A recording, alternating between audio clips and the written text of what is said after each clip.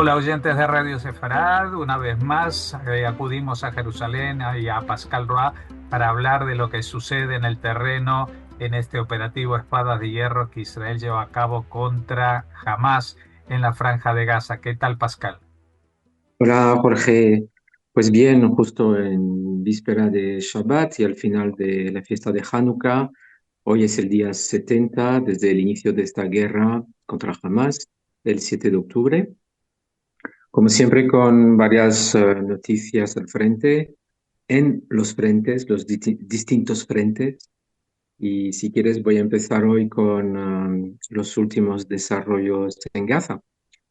En Gaza sigue una suerte de guerra psicológica también por parte de Israel, porque se ha difundido un vídeo muy impactante de unos soldados, unos terroristas, perdón, de Hamas encerrados en un túnel.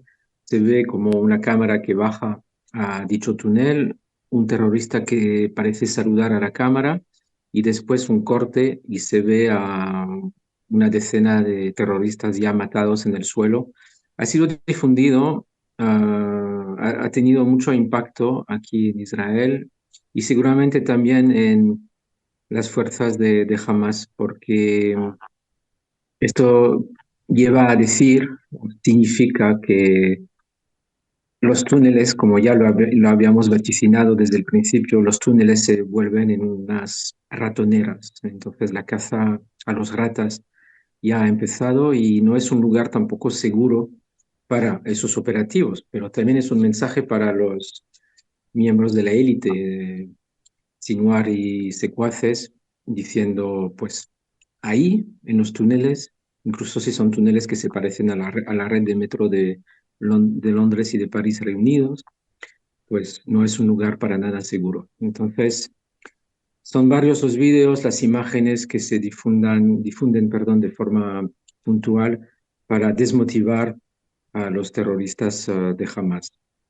Y de hecho, si los que están en los túneles están muy, hablando de los terroristas, están muy al tanto de lo que está pasando encima de su cabeza, pues no tanto es el caso de los dirigentes que están fuera de la Franja de Gaza, como ayer hablamos de, de este alto funcionario que se llama Musa Abu Marzouk, que de repente se da cuenta de que sí se puede reconocer el Estado de Israel y por supuesto hoy ha totalmente reculado y se ha retractado de su declaración diciendo que no había sido bien interpretada, que había sido un malentendido y así que volvió a las cauces, las aguas volvieron a su cauce diciendo que no, que la destrucción de Israel, la matanza de los judíos siguen siendo nuestro objetivo. Así que tampoco desde la comandancia fuera de la Franja de Gaza se puede esperar otra cosa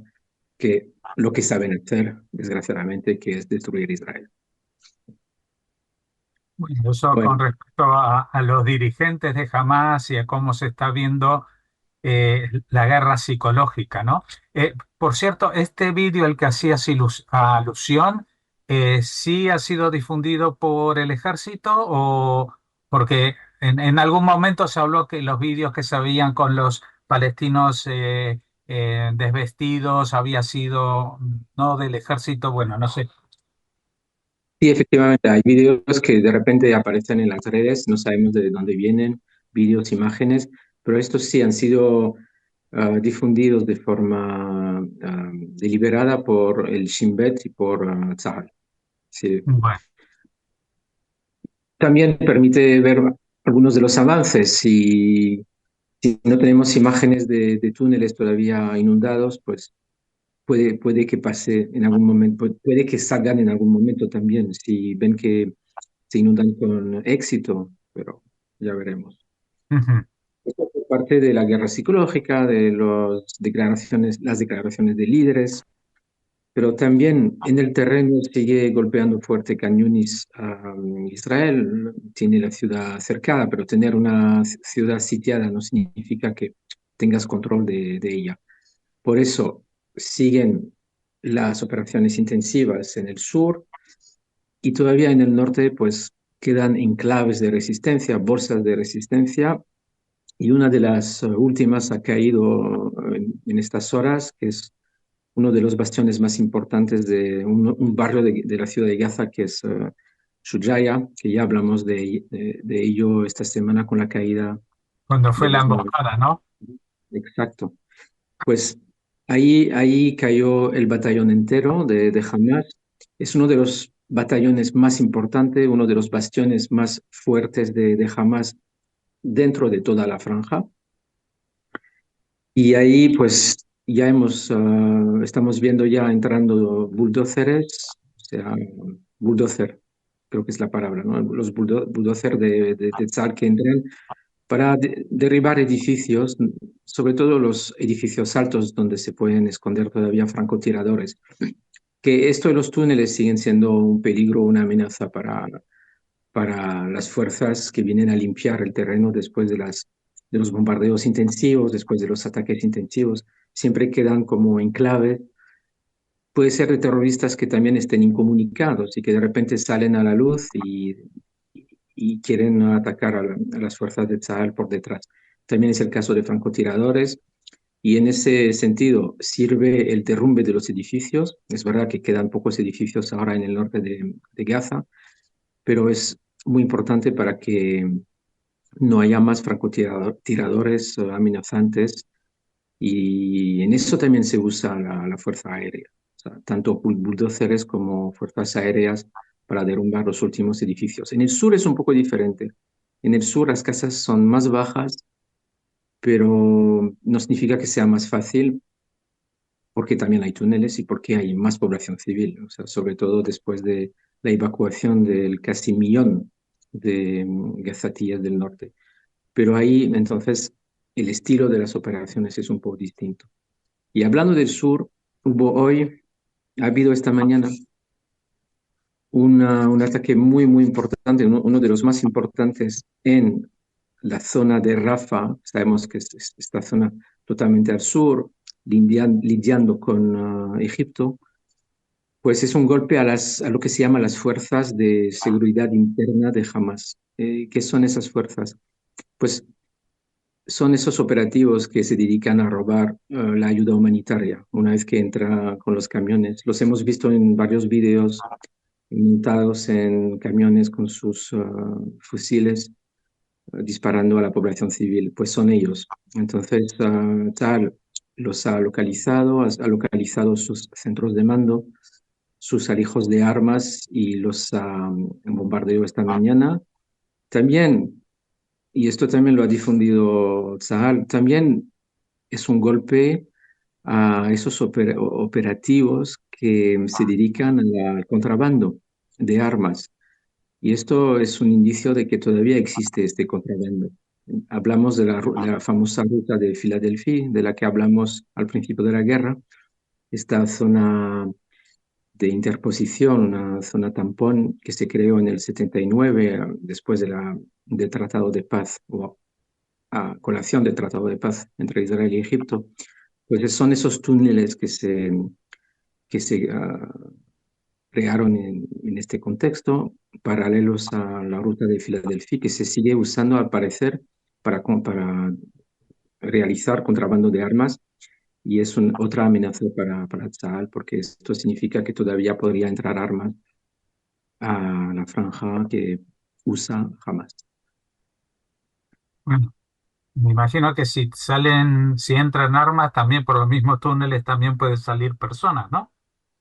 Efectivamente. Entonces, mucho ojo con esto. Pero los egipcios saben de esto.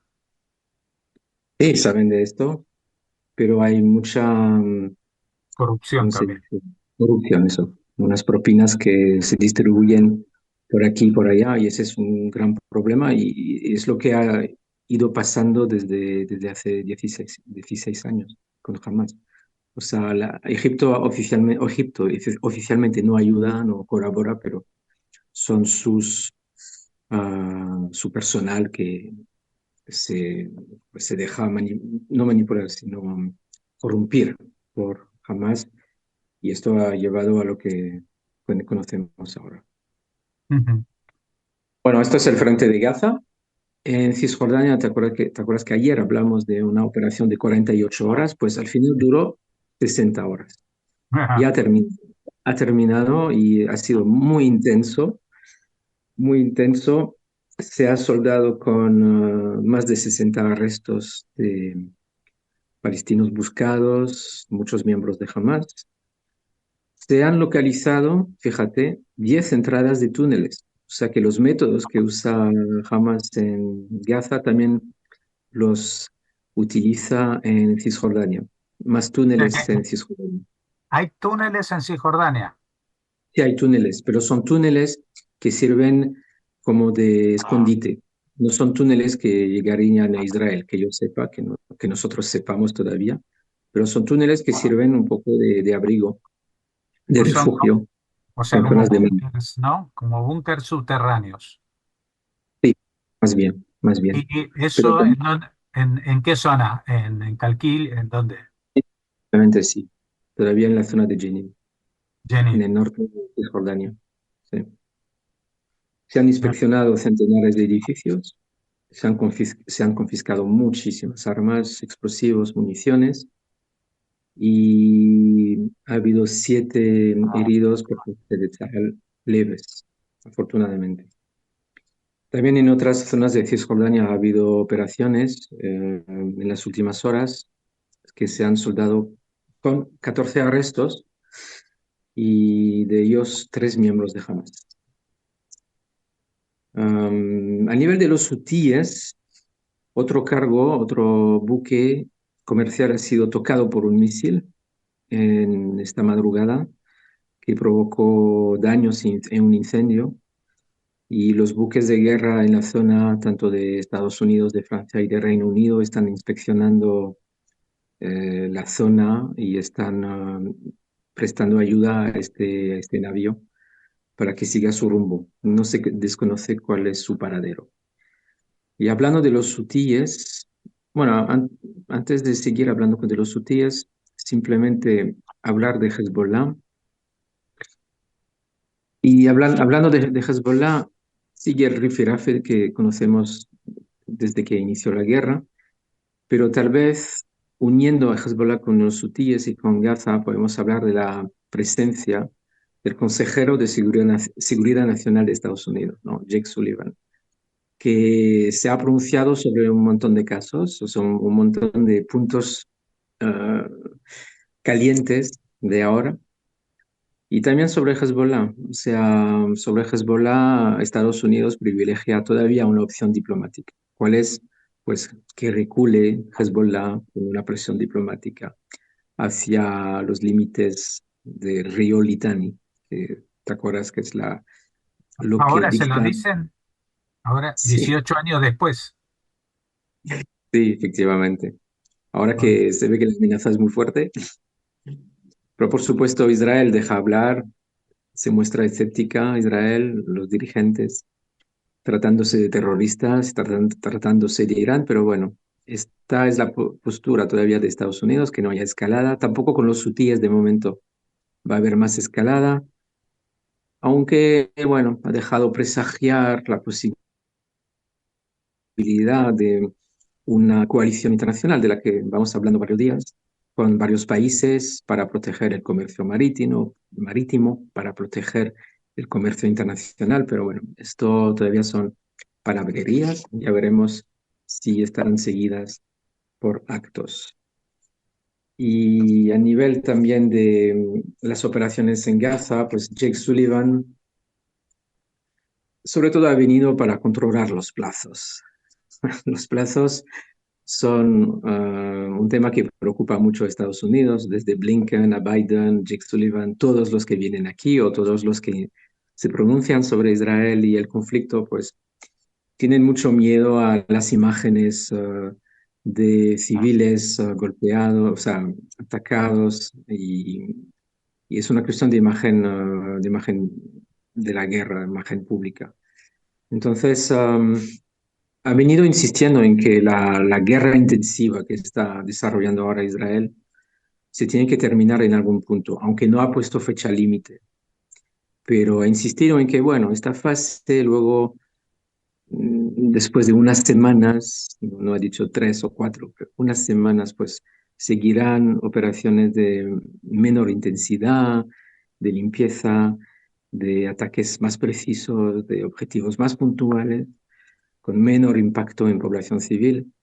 O sea, son tal vez también palabras para tranquilizar a su propia población, porque Estados Unidos está librando una batalla en Gaza desde su propio territorio y la amenaza no es tal como lo está aquí. Entonces, en esto no hay convergencia. O sea, la forma con que Israel está viendo el conflicto y lo está sufriendo y la forma con que Estados Unidos, que presta todo su apoyo y que sigue considerando que Hamas tiene que ser destruida, pues también lo ve con más distancia y con imágenes que pueden impactar a nivel de, pues de población civil, que alguna parte de la sociedad podría pensar que es desatendida y sufre las consecuencias de esta guerra. Pero en eso no hay realmente posibilidad de negociación, sobre todo si recordamos las palabras de Galán, el ministro de Defensa de Israel ayer, que dijo que no, que esta guerra tiene que durar muchos meses, porque es así, porque es Hamas y porque es una guerra urbana bueno, que no es fácil de realizar y que lo reconoce también Estados Unidos. Entonces es como jugar con las palabras y tal. Ujú. Bueno, Ayer ha venido, lo que sí, sí, sí, perdón, lo que sí he leído es que se espera que para enero, finales de enero quizás, se acabe una fase de esto, ¿no? Es decir, pero esto siguiendo con el ritmo que va imponiendo el ejército de Israel a medida que se va encontrando con las situaciones. Es decir, esto no, esto es como, perdón por el símil, pero tú, antes de empezar un partido de fútbol, puedes, si eres el entrenador, puedes plantear cómo vas a situar la defensa, todo eso. Pero una vez que empieza el partido, tienes que cambiar, porque la situación no es estable. Eso va cambiando y a veces tienes que poner más ataque, más defensa o lo que sea. Y parece como que la gente se piensa que una guerra se puede diseñar antes de empezarla y cumplir con un plan, pero eso sería en la época muy antigua. eh, especialmente cuando estás enfrentándote a un enemigo no convencional, que no es un ejército de un país y que se enfrentan en un campo de batalla determinado, sino que es gente que son civiles y son a la vez milicianos y a la vez terroristas, y están en ellos también la gente adulta y también los niños, y están todos, todo está muy complejo y muy complicado, y por lo tanto, los planes, como se dice en Israel, son solamente la base sobre la cual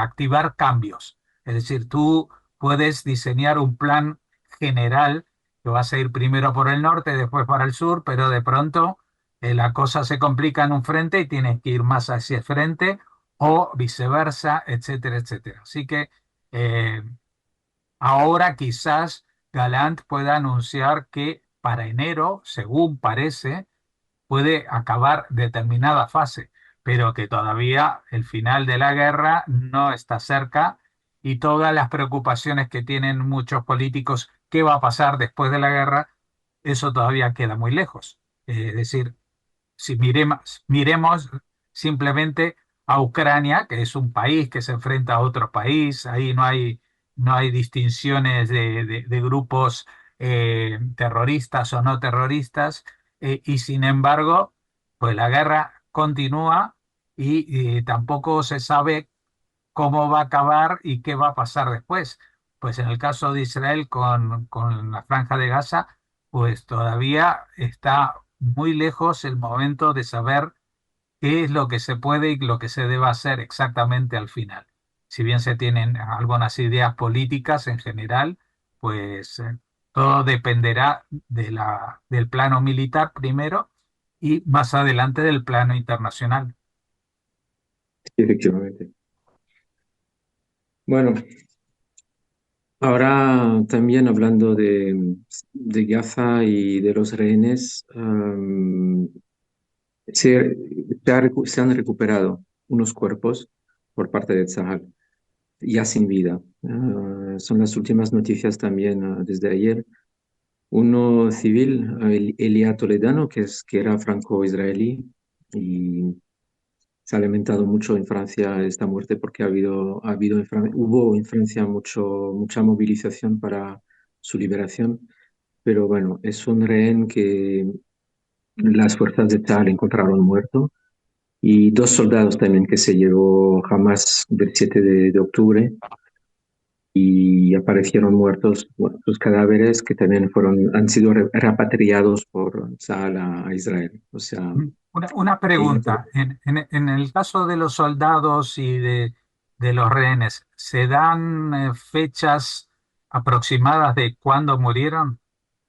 no, no se dan. No sabemos exactamente ni cuándo ni cómo han sido matados. Elia Toledano participaba en la fiesta de Riyim y los soldados estaban de guardia en la frontera cuando pasó todo esto, ¿no? Muy jóvenes todos. Elia Toledano creo que tenía 25 y los soldados 19 años, o sea, gente que estaba en la tzaba, como se suele decir. Y Y esto, pues, poco a poco, mientras van avanzando las fuerzas de Tzal, se van descubriendo cuerpos, o sea, que localizan poco a poco a través de inteligencia que les llega. Y si hablamos de todavía un total de 135 rehenes, pues a esa cifra tenemos que deducir los ya casi 20 que han sido repatriados sin vida a Israel. O sea, vamos a ver cómo evoluciona la situación de los rehenes y hablando de esto, precisamente ayer visitó Israel por la primera vez la presidenta de la Cruz Roja Internacional. Hablamos de Mirjana Spoljaric, que se encontró con todos, con Eli Cohen, el ministro de Asuntos Exteriores, con Netanyahu, con Herzog Hoy y también con los representantes de familias de rehenes. Y hubo mucha crítica, por supuesto, hacia el papel de la Cruz Roja, también por parte de los políticos y sobre todo por parte de Eli Cohen, que pues no ha dudado en decir que la Cruz Roja ha fallado en su misión, no ha cumplido todavía con su obligación de cuidar a los rehenes, de no proveer medicamentos y ha dicho que cada día que pasaba era un fracaso, un día de fracaso para la Cruz Roja. Así que delante de este panorama decidió al final pues visitar a la presidenta de Cruz Roja. Ha estado escuchando, pero no ha dicho mucha cosa. Ha dicho que presionar a Hamas no sirve para nada porque ellos no escuchan, pero Netanyahu le ha contestado en este momento. Sí, pero ustedes lo tienen que intentar, porque ni siquiera lo han intentado en el fondo. Y en el encuentro con Netanyahu hubo un gesto simbólico por parte de él, entregando una caja sanitaria como un kit de medicamentos y de material médico para que lo entregasen a los rehenes y que haga todos los esfuerzos para ello. También he insistido en el hecho, y también el ICOEN han insistido en el hecho de que la Cruz Roja no ha condenado a Hamas desde el 7 de octubre, no ha condenado a sus crímenes. Y esto es un hecho impensable, siquiera para una organización que se declara humanitaria. Pero bueno, esto por lo menos lo pudieron decir a la cara. Y tal vez en esta fiesta de Hanukkah, que nos ha traído también malas noticias, ¿no? Hablamos por supuesto, de los fallecidos por parte de Tzahal en Shushaya y otros que han caído muchos esta semana. Pero tal vez lo que ha traído Hanukkah todavía más es la claridad moral. Y lo ha expresado Benjamin Netanyahu, que, bueno, será quien será, pero que por lo menos cuando habló con esta presidenta de la Cruz Roja, le dijo claramente que no se podía equiparar las acciones de un grupo terrorista, perdón, con las acciones de un país democrático como Israel y de su ejército y de Tzal.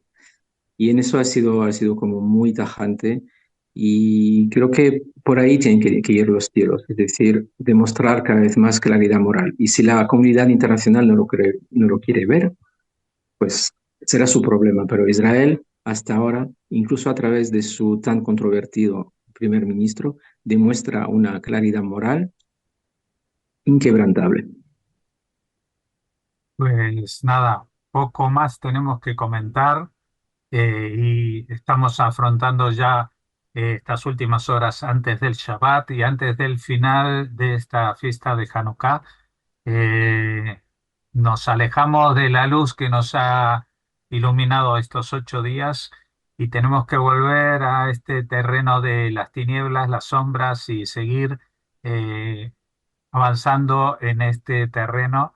Nosotros seguiremos con estos programas especiales de noticias porque evidentemente, aunque hayan pasado 2 meses, 10 semanas desde el inicio de este ataque furibundo del terrorismo y la respuesta israelí, pues tenemos que estar atentos a todo lo que vaya pasando y para eso te agradecemos como siempre Pascal, que nos atiendas desde el ojo del huracán, que es esa zona del mundo en la cuales, pues, algunos pueden ver una guerra como hay guerras en cualquier otra parte del mundo, pero en realidad esa guerra no solamente está enfrentando a Israel con Hamas, sino que es una guerra que es la barrera de, del yihadismo contra la civilización que representa Israel, que son los valores de Occidente, de Europa, de Estados Unidos, de Latinoamérica, de Oceanía y incluso de parte de Asia, pero que evidentemente se aleja de los parámetros de la Guerra Santa, tal como está planteada por este grupo Hamas, que repetimos, su intención nunca es ni ha sido la de proclamarse independiente, sino de destruir la presencia judía y el dominio judío sobre una parte de una tierra que alguna vez fue musulmana. Y en esto no me canso de recordar esto puede afectar, si cae Israel, seguramente esto sería el inicio de la gran batalla y el primero de los frentes que bueno, saldrían a reconquistar sería España, porque España también es una tierra que alguna vez fue musulmana. Así que esta es la recomendación que tenemos que tener en cuenta, no solamente los judíos de España, sino todos los españoles, todos los europeos y todos aquellos que defienden la libertad en el mundo, en los regímenes que son democráticos y que tienen garantías para esa democracia, no las falsas democracias que abundan también en el Oriente Medio. Perdón por la perorata, pero como estamos antes de Shabbat y terminando esta fiesta, me parece importante volver a recalcar por qué nos tomamos tan en serio este ataque, por qué Israel está empeñada en hacer oídos sordos a las presiones internacionales. Aquí se juega la convivencia, así se juega la existencia del Estado judío que fue creado en Naciones Unidas y aprobado por Naciones Unidas antes que la mayoría de los países que le están atacando, e incluso antes que la propia España, ¿eh? Antes que España fuera parte de Naciones Unidas, Israel ya era parte de Naciones Unidas. Así que todas estas presiones internacionales tendrían que hacerles mirarse en el espejo y ver qué camino han tomado, qué camino ha tomado la Cruz Roja Internacional desde que fue fundada a mediados del siglo XIX, qué camino ha tomado Naciones Unidas desde que fue creada después de la Segunda Guerra Mundial. qué camino han tomado otras instituciones como Amnistía o Médicos del Mundo, eh, eh, afrontando situaciones de tensión y de guerra, pero que cuando se habla de Israel, cuando se habla de los judíos, parece que todo se olvida y renacen los viejos fantasmas. Disculpa otra vez por este final de este comunicado de esta semana, pero como siempre decimos, estamos a punto de entrar en Shabbat y la próxima entrega de este especial de noticias será ya el lunes por la tarde-noche. Muchas gracias, Pascal, por habernos atendido y estar disponible para nosotros. Shabbat Shalom. Shabbat Shalom.